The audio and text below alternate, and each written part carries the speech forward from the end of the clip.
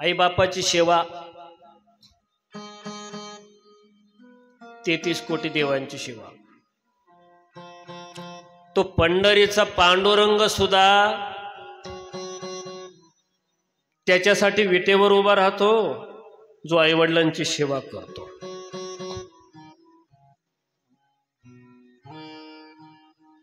पंढरपूरला जाताना तुम्ही म्हातारे आईवडील असतील तर त्यांना घेऊन जा सोबत। मज्जा करायला जाऊ नका नुसती। विचारा आमच्या माऊली महाराजाला, मी जसे कीर्तन करतो ना, जसे कीर्तन करतो तसं पंढरपूरला एकटा जात नाही, आईला न वडिलाला घेऊन जातो।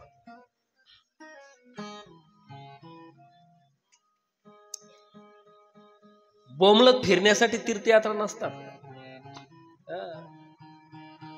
पुढचं बोलू का? तुमचं गाव सुद्धा तीर्थ आहे, त्याच्यावर प्रेम करा।